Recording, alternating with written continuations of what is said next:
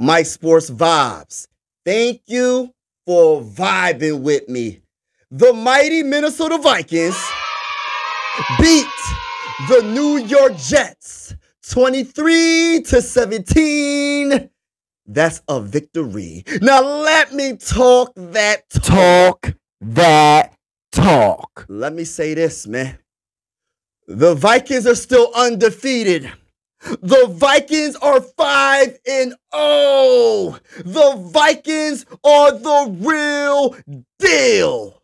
And I am simply ecstatic. I am excited. And I want to say congratulations to all the diehard Minnesota Viking fans all around the world. Let's go, baby. Skol to the bowl. And if you haven't hit that like button and hit that subscribe button, make sure you do. We're going live for absolutely every single game. You know, let me say that score one more time. 23-17, baby. We are looking very good. Now, let me say this. A win's a win at the end of the day. And I know I'm going to talk my talk about the offense. Best believe I'm going to talk that talk about about this offense that struggled pretty much the whole dang on game.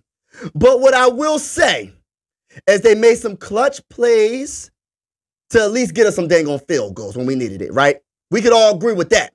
But let me start with the mighty Minnesota Vikings defense, because they need to be talked about a lot more. And if you are one of the people that think that the Minnesota Vikings defense is not legit, they're not elite, you're a straight up hater and you're in denial. And what you're seeing, I don't understand. Because what I'm seeing with my two eyes is something different. Something that's elite. Every time the Vikings make a mistake, some way, somehow, the Minnesota Vikings, either they're getting an interception. Let's talk about it. Let's be a little bit more detailed. Some of the key plays of this game. When Andrew Van Ginkel, because I was saying, when I did my pre-recorded video previewing this game, I said Aaron Rodgers loves to throw it to the wide receiver short passes, and he loves to do running back screens. You shut that down, it's over. And that's what the Minnesota Vikings did for the most part. They just got tired. You know, Andrew Van Ginkel, when he went back and Aaron Rodgers tried to throw that little short little pass, he caught the ball, right, and ran it back for a pick six. Let's go, Andrew Van Ginkel. One of the best off-season pickups this past season. Like, how did Crazy see this in his vision? That's what I want to know. I know Brian Flores is the head coach, and he is not the head coach, the defensive coordinator.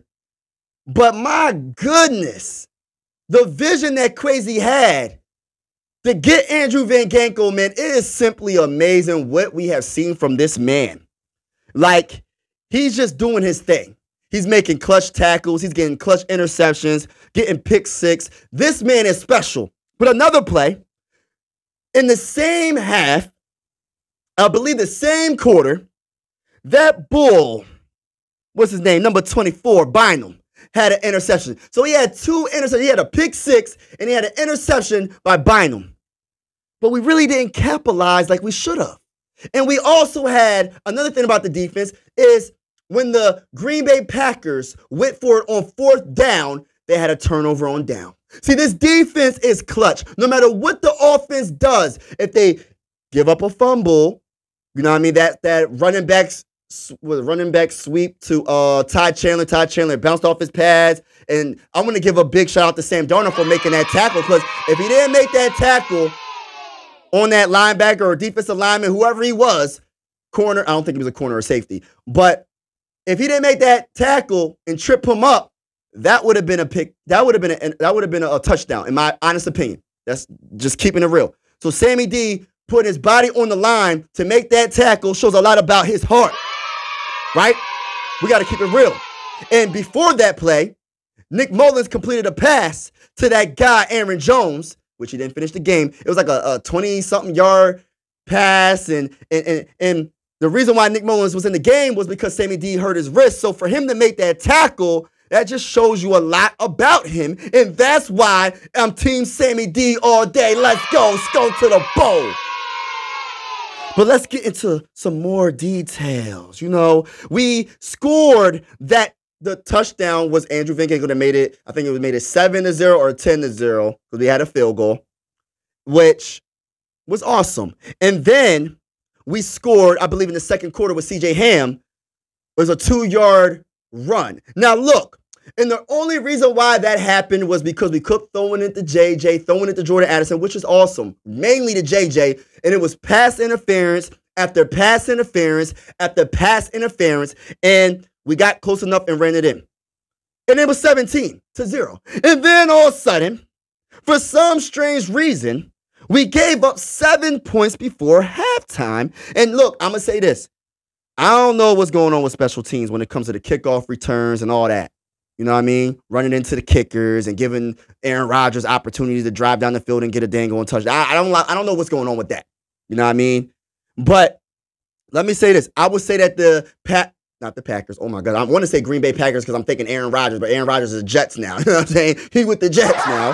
But the Jets earned that. Aaron Rodgers earned that. He scrambled and he threw it to Lazard for a 14-yard touchdown pass and made it 17-7 going into halftime. We got the ball back in the second half, and we went 3-and-out. We got the ball back again because our defense is just that elite. And then we got the ball back and we got a field goal and made it 20-10. That field goal was so big when we got that field goal. And what was the field goal? Our field goal kicker is all that in the bag of chips. Just shout out to Will, man. Shout out to Will. And shout out to Crazy for drafting him in the 6th round. One of the biggest picks in the 2024 NFL draft was a kicker. Yes, I said it. Obviously, J.J. McCarthy and Dallas Turner are the real deal. I understand all that. But the kicker and special teams, that was perfect. Field goal kicker. We needed that. He's clutch. He's making everything. 54-yard field goals. It doesn't matter. It doesn't matter. I'm curious if the man can make a 60-yard field goal. That's how good this man's been all season long. But the Packers got the ball back, right? And somehow, some way, they drove down the dang on field and got a touchdown pass from Aaron Rodgers to Wilson and made it 17-20 with 6 minutes and 4 seconds left in the fourth quarter. And I said, oh, my goodness. Luckily, we got that field goal to make it 20-10 because, oh, my goodness. But the thing about it, when the Vikings got the ball back again eventually, they were clutch when it mattered. We went down the field and got an additional field goal. It made it 23-17.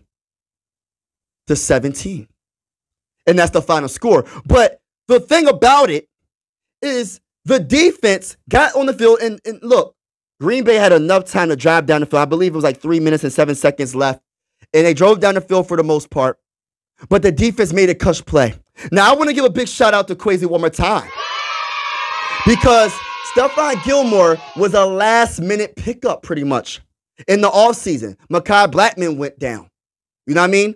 And let me say this, man. Stephon Gilmore said game with that last interception on Aaron Rodgers. Aaron Rodgers threw for 3 interceptions. Shout out to Brian Flores.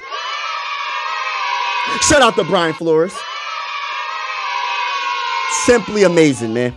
Now, let's get more into detail about the offense, and I'm going to get back to the defense again. But, man, Sam Darnold was 14-31 for 179 yards, no touchdowns, 1 interception. He did not have a good game. We're going to keep it real. He did not have a good game. He was selling passes over Jordan Addison's hands or his head, whatever, or he was short bouncing it off the dirt. He got to get better with that. Aaron Jones did get hurt. They might have not been biting off the play action like they would have if Aaron Jones was playing. But my goodness, you got to be more accurate with that. You know what I mean? You got to be more accurate. And we got to keep it real here. Our run game was not the best. We're going to keep it real here. But at the end of the day, we did enough.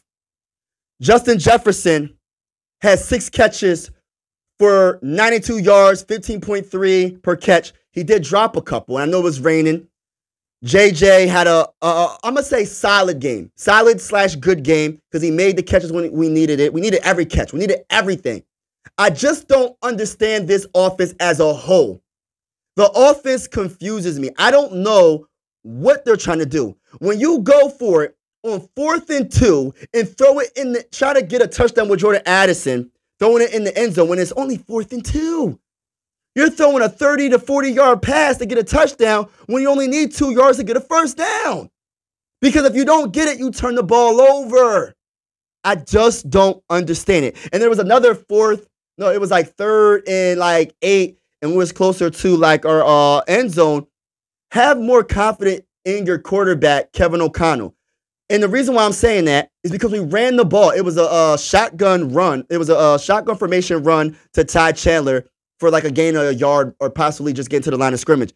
You have so much confidence in Sam Darnold throughout this season doing a play-action pass in his own end zone to throw that touchdown to Justin Jefferson. I believe it was a 97-yard touchdown pass, and it was beautiful. Why aren't you being confident in that moment?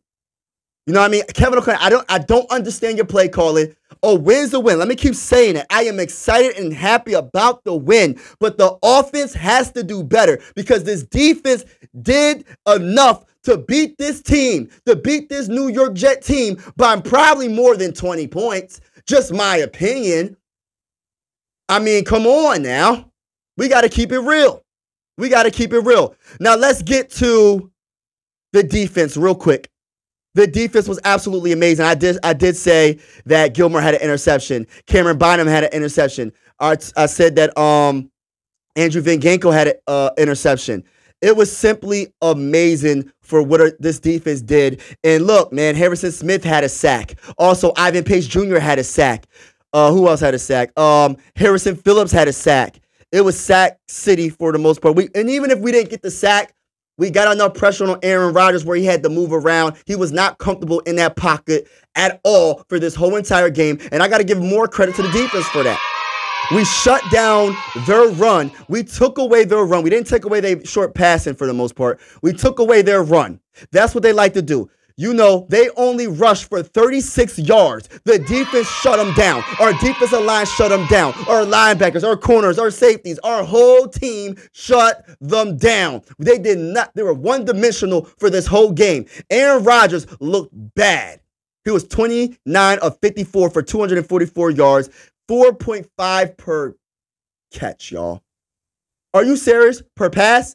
Like, really? I said he only going to throw it short, and that's exactly what he did. That's exactly what he did. Man, we dominated this game. Garrett Wilson had 13 catches for 101 yards. He had a touchdown. Yada, yada, yada. It wasn't enough. He's the best wide receiver on that team. It's not Lazard. He's average.